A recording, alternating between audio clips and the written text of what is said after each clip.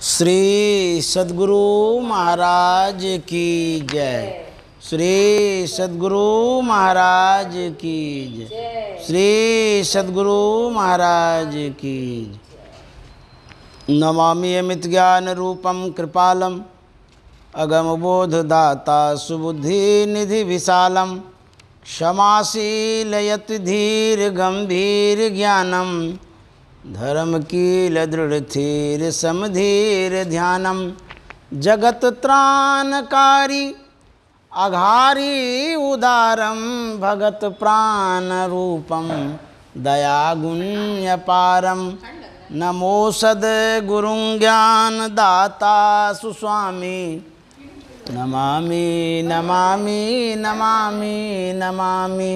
श्री सद्गुरु महाराज की जय।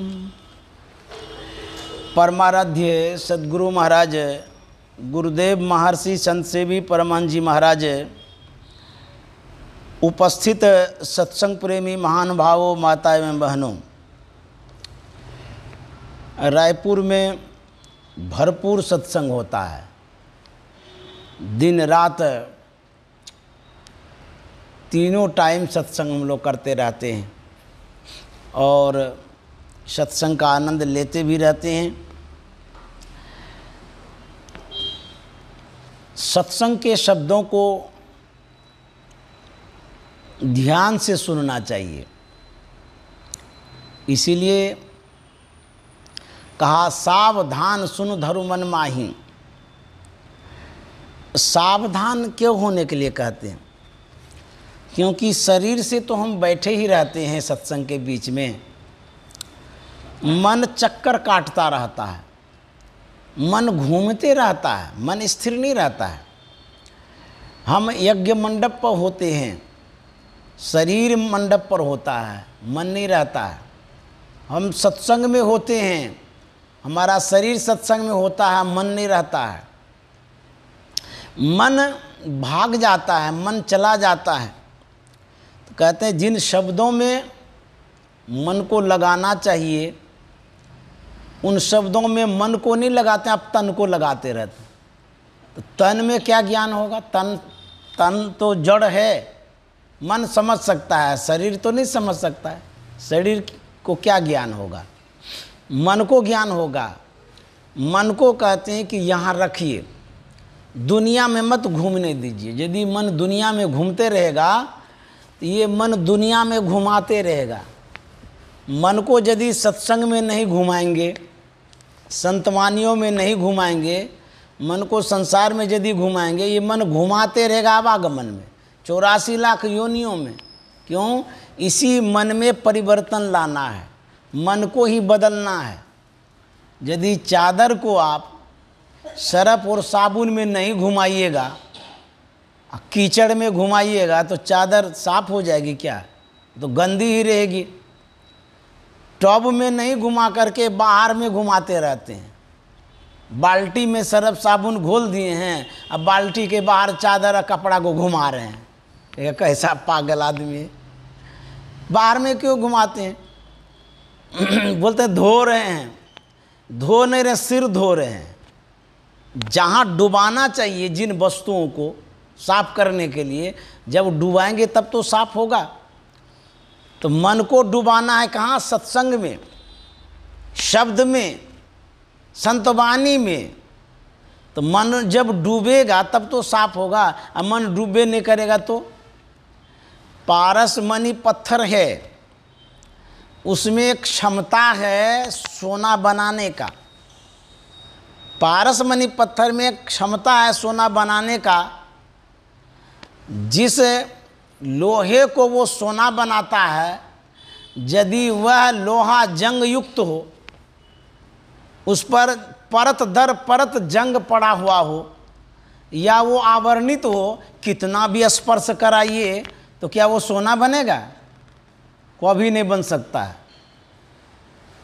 उसका जंग हटना चाहिए। उसी तरह से मन का जो आवरण है, मन के ऊपर जो जंग है, कौन चीज़ का जंग? संसार का जंग, विषय का जंग, ये जो जितना ओल झोल है इसका जंग, जिधर जिधर मन जाता है हम होशियार बनते हैं किसी काम को करके, चाहे वो घर का काम हो, दुकान का काम हो, व्यापार का काम हो, नाचने का काम हो, गाने का काम हो, बजाने का काम हो, इसमें हम चतुर बनते हैं, होशियार बनते हैं। हम तो बहुत अच्छा गा लेते हैं, हम तो बहुत अच्छा प्रवचन कर लेते हैं, हम बहुत अच्छा घर को चला लेते हैं। ये चतुरता है, ये होशियारी है, आपकी चतुरता है। लेकिन क्या इसी से परमात्मा की प्राप्ति होगी? संसार के किसी भी काम में आप प्रवीण क्यों ना हो जाएं, कहते हैं परम बहु परमात्मा की प्राप्ति इससे नहीं होगी। चाहते हैं हम पूरे संसार को अपने से ड्रिल करें, संचालित करें, क्यों? हम विशेष होशियार हैं। तो जितना भी आप होशियार बन जाइए, अंतर में प्रवेश नहीं कर सकते हैं। क्यों? अंतर में आपका शरीर नहीं घुसेगा। कौन घुसेगा? मन घुसेगा। तो मन को चतुरता में लगा दिए, चतुराई में लगा दिए हैं, बड़ाई में लगा दिए हैं, लड़ाई में लगा दिए हैं, इधर उधर घुमाई में लगा दिए हैं। तो मन को घुमाने के लिए, घुसाने के लिए इस चतुरता से अलग होना पड़ेगा, दूर होना पड़ेगा। तो कबीर साहब ने क्या कहा? कोई चतुर न पावे पार नगरिया बाबरी, कोई चतुर न पावे पार नगरिया बाबरी।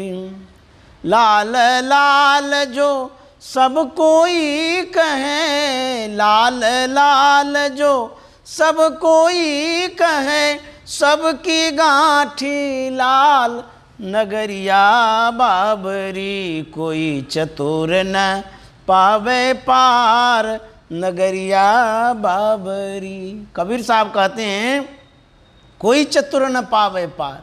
यदि चतुराई आपके अंदर में है, कोई कला है, होशियारी है, तो कहते हैं नगरिया बाबरी, कहते वो पार नहीं पा सकता है। जो व्यक्ति है वो बाबरी का मतलब था अधपागल, छिट खोपड़ी, समझ गए? जिसका दिमाग चंचल रहता है उसको कहते हैं बाबड़ी हो गया, बाबड़ा हो गया है, चंचल हो गया है। कहते हैं कोई चंचल व्यक्ति जिसका चित्त स्थिर नहीं है वो परमात्मा को नहीं प्राप्त कर सकता है। कहता नगरिया बाबरी। ये जो नगर है, कौन नगर? संसार का नगर। ये बहुत बड़े बड़े शहर को नगर कहते हैं। जैसे रायपुर नगर है, भागलपुर नगर है, दिल्ली नगर है, इसको नगर कहता है। जहाँ बहुत सारे नागरिक एक साथ रहते हैं उसको नगर कहते हैं। ढेर जनसंख्या वाले स्थान को नगर कहते हैं। जहाँ बहुत घर हो, बहुत घर वाले हों, रहने वाले हों, सारी सुख सुविधाएं हों, उसको कहते हैं नगर। ये जो नगर संसार का है, जितने नागरिक हैं ना, सब पागल हो गया है, चंचल हो गया है, बाबड़ा हो गया है। कौन चीज़ में? संसार के सुख सुविधाओं में, संसार के विषयों को प्राप्त करके, शरीर सुख का जो संसाधन है उसको प्राप्त करके बाबड़ा हो गया है, पागल हो गया है, खुश रहता है। डर नहीं है उसको कि हम एक दिन मर जाएंगे, ये सब छूट जाएगा, ये डर नहीं है। इसी के लिए बाबड़ा हो गया है, पागल हो गया है, दिमाग खराब है तुम्हारा। ये जो कुछ तुम देख रहे हो ये माया है, भ्रम है, सत्य है, सब छूट जाएगा, कुछ नहीं जाएगा तुम्हारे साथ। लेकिन समझता ही नहीं, बूझता ही नहीं है। कितना भी समझाते बुझाते हैं वो समझ नहीं रहा है। लाल लाल जो सब कोई कहे। लाल एक बेशकीमती द्रव्य है, पदार्थ है, जिसका बहुत दाम होता है। अर्थात यहाँ पर कबीर साहब क्या कहते हैं? परम बहु परमात्मा के विषय में कहते हैं लाल लाल जो सब कोई कहे, सबकी गांठी लाल। हमारे अंदर में वो परमात्मा है, वो लाल यदि प्राप्त कर लेंगे तो निहाल हो जाएगा। उस लाल को हम प्राप्त नहीं कर पा रहे हैं। क्यों? बाबड़े हैं ना, जहाँ प्राप्त करना चाहिए, जहाँ जाना चाहिए वहाँ जाते ही नहीं हैं, और खोजते हैं, मिलता ही नहीं है। एक लघु कथा है जो मैंने सुना था। एक कोई व्यक्ति परदेश गया पैसा कमाने के लिए, बरसों रहा, मेहनत किया, बहुत परिश्रम किया, कुछ धन एकत्रित हुआ। वो क्या किया, वो लाल खरीद लिया। लोग क्या करते हैं, जब बहुत रुपया होता है तो रुपये को सूक्ष्म करना चाहते हैं, छोटा करना चाहते हैं। बड़े बड़े पैसे वाले क्या करते हैं, ढेर रुपया हो जाता है उसको सोना में कन्वर्ट कर देते हैं कि रुपया है तो सोना ले लेते हैं। और भी बहुत हो जाता है तो चांदी ले लेते हैं, हीरा ले लेते हैं, जवाहर ले लेते हैं, आदि आदि में रुपया लगा देते हैं। तो वो लाल खरीद करके ले लिया, ले जाने में भी आसान, झोला में लिया चला। जो आ रहा था तो जिस स्टेशन में वो था ट्रेन पकड़ने के लिए, वहाँ एक कोई चतुर व्यक्ति था। आप जहाँ भी जाते हैं सावधानी रखा करिए, आपके पर्स से पैसा पार कर देगा, पता भी नहीं चलेगा। ऐसा सब आदमी है। आपको आश्चर्य लगेगा कि भनक तक नहीं लगी और गायब हो गया पैसा। इसीलिए सावधानी रखनी पड़ती है। स्टेशनों में, शहरों में, भीड़ भाड़ में लिखा रहता है अपने सामान की सुरक्षा स्वयं करें, रहता है लिखा हुआ। जो चतुर व्यक्ति है, चोर व्यक्ति है, चालाक व्यक्ति है, पॉकेट मार जो होता है उसकी पढ़ाई ऐसी होती है कि पता न चले या उसका सामान निकाल करके रफू चक्कर हो जाओ, भाग जाओ। इस तरह की उसकी विद्या होती है। बहुतों के साथ ऐसा होता है, जो लापरवाही करते हैं उनका सामान गायब होता ही होता है। मोबाइल गायब हो जाता है, झोले से ले लेता है, पॉकेट से ले लेता है। इसीलिए सावधानी की बड़ी आवश्यकता है।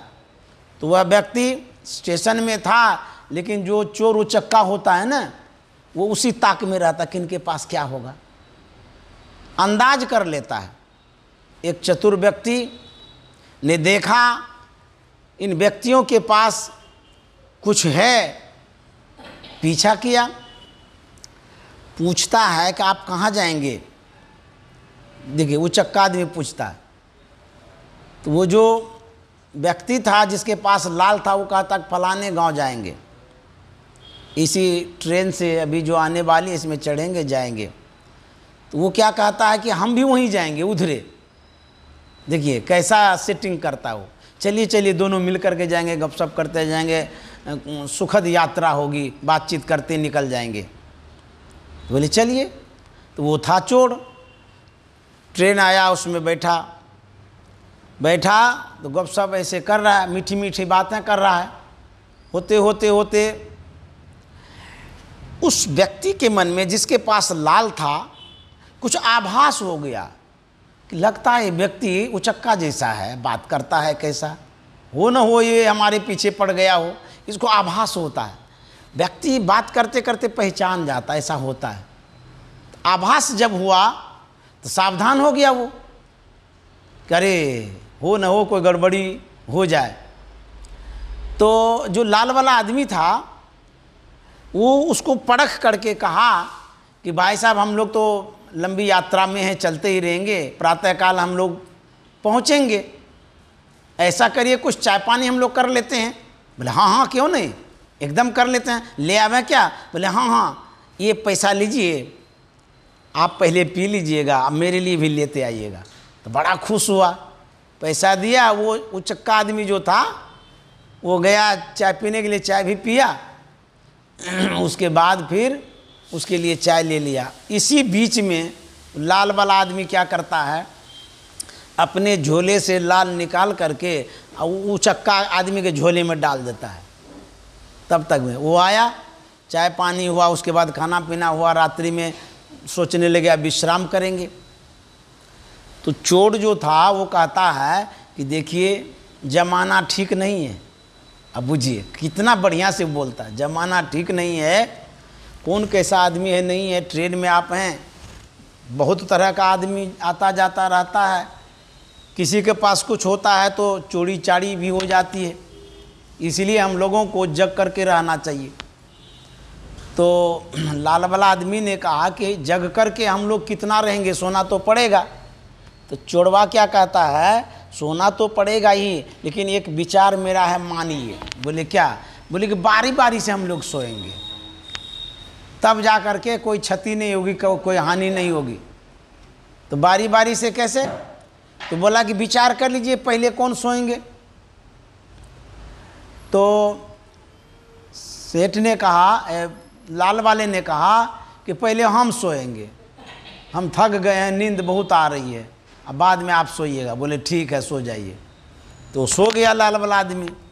चोरवा पहरा दे रहा है, वो तो ताक में था। जब खर्राटा लेने लगा तब वो टोहने लगा कि कहाँ कौन सामान है, लाल का जो आभास हुआ है कहाँ है। देखा एकदम सो गया तो उसके झोले में देखने लगा, पूरा टटोला खोजा, झोला में कुछ भी नहीं था। बड़ा आश्चर्य करता है कि हमको तो पता लगा था कि इसके पास लाल है, तो लाल गया कहाँ, कहाँ चला गया ये लाल? इसके झोले में तो कुछ भी नहीं है। गलत मैसेज मिला है लगता है। सोचेगा अच्छा कोई बात नहीं है, जब हमको मैसेज मिला है तो हम पूछियो लेंगे। सवेरा हुआ, वो जब लाल वाला उठ गया तो चोरवा सो गया।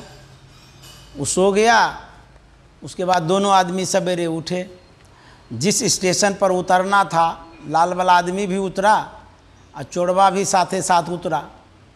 अब उसको तो बर्दाश्त नहीं हो रहा चोरवा को, सोचता है पूछिए लें बात क्या है। तो वो जो लाल वाला आदमी था उससे पूछता है कि मैं चोर हूँ, आपके पास लाल होने का मुझे जानकारी मिली थी, सूचना मिली थी, तब मैंने पीछा किया आपका, और जब आप रात में सो गए थे मैंने ढूंढा, बहुत प्रयास किया, आपके झोले में लाल मिला ही नहीं। आखिर वो लाल क्या हो गया, ये बात सत्य है कि नहीं है? तो लाल वाला आदमी ने कहा जो तुम सोच रहे हो सत्य है, तुमको जो सूचना मिली है सही सूचना मिली है। तो बोले जब सही सूचना मिली, मैंने लाल खोजा तो बहुत खोजा, ढूंढा, मिला नहीं, आखिर क्या हुआ? बोले कि जब तुम चाय लेने के लिए गया था उस समय मैंने अपने झोले से लाल निकाला, तुम्हारे झोले में डाला। बोला हाँ? मेरे झोले में डाले? बोला हाँ। फिर क्या हुआ? बोले कि हम सो गए, तुम ढूंढ रहा था, तुम्हें मिला नहीं। बोले फिर?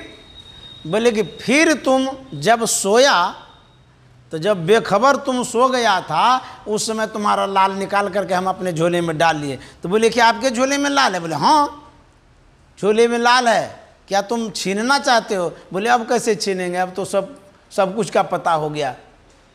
तो बोले गजब कहानी हो गया, लाल हमारे पास में ही था, हम खोज रहे थे दूसरे के यहाँ। तो वही कबीर साहब कहते हैं, लाल लाल जो सब कोई कहे, लाल लाल जो सब कोई कहे, सबकी गांठी लाल, नगरिया बाबरी कोई चतुर न पावे पार, नगरिया बाबरी। तब कहते गांठी खोल के पढ़खे नाही, अपने पास की जो गठड़ी है उसको खोलते ही नहीं है, वहीं लाल है। हमारे अंदर में जो गांठ है, जड़ चेतन ही ग्रंथि पर गई, यद्यपि मृषा छूटत कठिनाई, जड़ और चेतन की गांठ पड़ गई है। समझ गए? जीव और ब्रह्म के बीच में यही विकटता है, कठिनता है, दिक्कतें हैं। जो गांठ है अंधकार की, मोह की, अज्ञानता की, कहते ये गांठ जैसे ही खोलेंगे, खोलते ही आपको लाल की प्राप्ति होगी। जैसे वो चोरवा यदि गठरी खोलता अपना अपने पास ढूंढता तो लाले मिल जाता। तो लोग अपने पास ढूंढता नहीं है, दूसरे के पास ढूंढता है।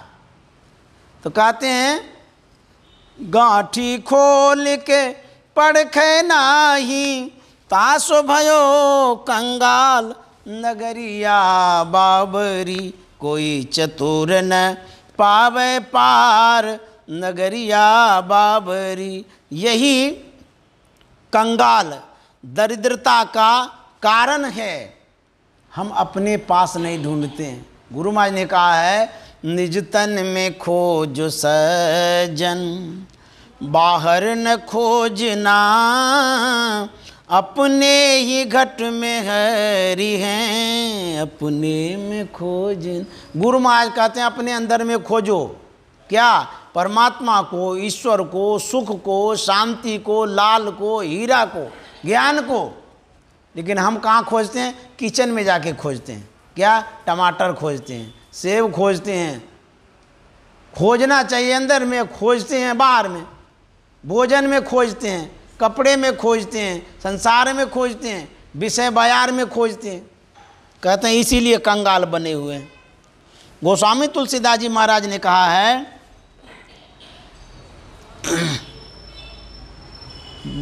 तुलसीदास जी महाराज कहते हैं व्यापित त्रिविध ताप तन दारुण,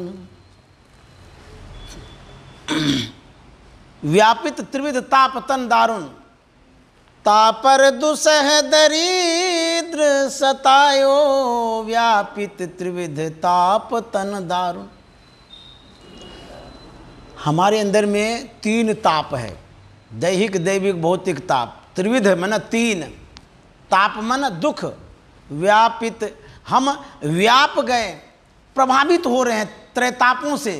ये जो संताप है से हम व्यथित हैं, प्रभावित हो रहे हैं। व्यापित त्रिविध ताप तन दारुण। उसके बाद ऊपर से क्या कठिनाई है? तापर दुसह दरिद्र सतायो, ऊपर से और दरिद्रता सता रही है। क्या? खाने की दरिद्रता, पहनने की दरिद्रता, रहने की दरिद्रता। कहते हैं तापर दुसह दरिद्र, दुसह दरिद्र, दुसह का मतलब विशेष दरिद्रता। ये विशेष दरिद्रता क्या है? कहते हैं ये ज्ञान की दरिद्रता है। तापर दुसह दरिद्र सतायो, एक तो दैहिक ताप, दैविक ताप, भौतिक ताप, ये 3 संताप है। और उस पर दरिद्रता छा गई है, अज्ञानता की, ज्ञान की अज्ञानता छा गई है, ज्ञान की दरिद्रता होगी, ज्ञान का अभाव हो गया है। अब इससे दूर होने के लिए क्या उपाय करते हैं? तुलसीदास जी महाराज कहते हैं दैहिक, दैविक, भौतिक तापा, ये 3 ताप हैं। दूसरा दरिद्र सतायो, अपने धाम नाम सुर तरु तजी, अपने धाम, धाम मन घर। कहते अपने घर, इसी शरीर में अपने धाम, नाम सुर तरु तजी, जो नाम है परमात्मा का नाम है, ईश्वर का नाम है, सार शब्द है। कहते वो कल्प वृक्ष के समान है। अपने धाम, व्यक्ति गरीब तो होता है, दरिद्र तो होता है, लेकिन उनके पास कल्प वृक्ष भी है। सिर्फ दरिद्र ही नहीं है, कल्प वृक्ष है, लेकिन वहाँ तक पहुँचता नहीं है। कौन सा कल्प वृक्ष? नाम रूपी कल्प वृक्ष है, लेकिन वहाँ पहुँच नहीं है, जाता नहीं है, बाहर में ढूंढता है। अपने धाम नाम सुर तरु तजी, विषय बबूर बाग उर लायो, यही ते मैं हरि ज्ञान गमायो। तुलसीदास जी महाराज कहते हैं विषय बबूर बाग उर लायो। नाम रूपी कल्प वृक्ष के पास न जा कर के हम विषय रूपी बबूल गाछ के पास जाते हैं। वहाँ क्या है? कांटा है। बबूल गाछ में क्या फल मिलता है? कांटा मिलेगा। तो विषय रूपी बबूल गाछ के पास जाते हैं, इसीलिए और दूसरा दुख होता है और दरिद्रता बढ़ती है।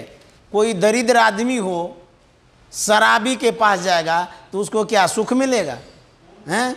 जुआड़ी के पास जाएगा वो क्या अमीर हो जाएगा? चोर के पास जाएगा, उचक्का के पास जाएगा, उदंड के पास जाएगा, बदमाश के पास जाएगा, उसकी दरिद्रता और बढ़ जाएगी।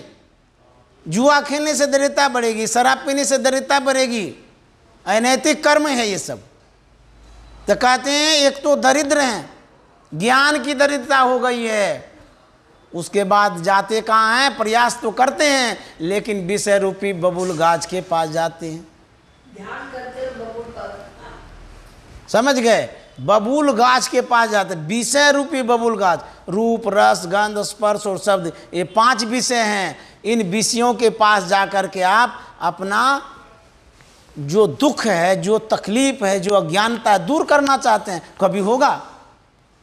आँख से जो देखते हैं, रोटी भात सत्तू माँ बाप भाई बहन, ये सब विषय है, उन्हीं के पास बार बार जाते हैं। हर वक्त मन उधरे जाता है, उन्हीं का ख्याल करते रहते हैं। तो कैसे दरिद्रता जाएगी, अज्ञानता कैसे जाएगी, मोह कैसे दूर होगा, मोक्ष कैसे मिलेगा? असंभव है। मन को गाड़ करके रखना पड़ेगा, नाम रूपी कल्प वृक्ष में अंदर में घुसाना पड़ेगा। उधरे दौड़ाते रहेंगे तो भीतर कहाँ से घुसेगा, रंग कहाँ से लगेगा? ये जो काया है ये कैसे धोया जाएगा, मन कैसे धोया जाएगा, विषय रूपी काई कैसे धुलेगी? कबीर साहब क्या कहते हैं, काया बरे समुद्र के रो थाह न पावे कोई, मन मर जई है डूबी के हो, मानिक पर खे सोय, नगरिया बाबरी कोई चतुर न पावे पार, नगरिया बाबरी। काया बरे समुद्र के रो, ये काया मना ये शरीर को काया कहते हैं इसकी अगाधता, विशालता। बाप रे कितना है, ये 3.5 हाथ का दिखता है लेकिन है कितना बड़ा, बहुत विशाल, समुद्र के समान है ये शरीर। तो डुबकी लगाएगा तब ना पता चलेगा। महेश्वर बाबू गुरु महाराज के जीवन पर शोध कर रहे थे, कटिहार वाले महेश्वर प्रसाद सिंह। उन्होंने एक पद पढ़ा कि डुबकी मारी समुद्र में निकसा जाए आकाश, गगन मंडल में घर किया हीरा पाया दास। उसको समझ में ही नहीं आया कि डुबकी को ये समुद्र में मारेगा, पताल जाएगा कि आकाश जाएगा। तो जब समझ में नहीं आया तो गुरु महाराज के पास आए, बोले हुजूर ये जो कबीर साहब का पद्य है, डुबकी मारी समुद्र में निकसा जाए आकाश, ये बात हमको पल्ले नहीं पड़ रहा, समझ में नहीं आ रहा, ये कैसे हो सकता है? कोई भी डुबकी मारेगा वो पताल जाएगा, आकाश जाएगा, ये क्या बात यहाँ पर है? तो गुरु महाराज ने बड़े प्यार से कहा था कि महेश्वर बाबू कबीर साहब के दूसरे पद को नहीं पढ़े हैं? बोले क्या? बोले कबीर साहब ने कहा है कबीर काया समुद्र है, अंत न पावे कोई, मृतक होके जो रहे मानिक लावे सो। ये शरीर समुद्र के समान है, इसी में डुबकी लगाने के लिए कहा गया है। तो निकसा जा आकाश जो है वो बाह्य आकाश नहीं है, अंतराकाश है, ये भीतर का आकाश है, भीतर के आकाशों में निकल करके जाते हैं। तो वही कबीर साहब ने काया भरे समुद्र के रो था न पावे कोई। अच्छा समुद्र का था आप लिए हैं, समुद्र को नापे हैं, कितनी डीप है, कितनी गहराई है, कितनी अगाधता है, नहीं नाप सकते हैं। तब वैज्ञानिक को पता है, क्यों? उसके पास मापक यंत्र है, नापने वाला यंत्र है, उसकी डीप को, गहराई को, अगाधता को नाप लेता है, लंबाई को, चौड़ाई को। क्यों? ऐसा मशीन है नापने वाला। और उस समुद्र में जो भी पदार्थ है उसका भी वो पता लगा लेता है, साधारण को पता नहीं चलता है। उसी तरह से हम लोग सर्वसाधारण हैं, ये शरीर समुद्र के समान है, इसकी ऐसी विशालता है, हम लोग को पता नहीं चलता है।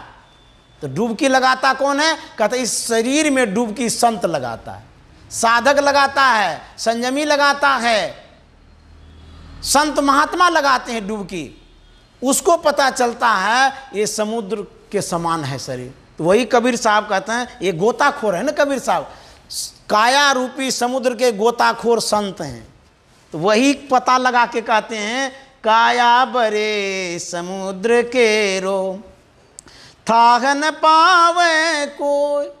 थाह सर्वसाधारण नहीं पा सकते हैं, कोई का मतलब जो साधारण है, जो अनभिज्ञ हैं, जो अनारी है, जिनको भीतर का पता नहीं है, वो थाह नहीं लगा सकता है। समुद्र के किनारे जब जाएंगे तो देखिएगा किनारे में घोंघा सितवा सब रहता है, उसको भी कोई चुन चुन के ले जाता है। किसी को देखिएगा जाल फेंकता है, मछली, बड़ी छोटी मछलियों को पकड़ करके निकालता है। कोई किनारे में तैरता है, कोई और दूर जाके तैरता है, लेकिन भीतर डीप में नहीं जाता है। लेकिन वैज्ञानिक आता है, बीच में जाता है, भीतर जाता है, सब थाह लगा लेता है। ठीक उसी तरह से इस शरीर के किनारे किनारे कौन घूमता है?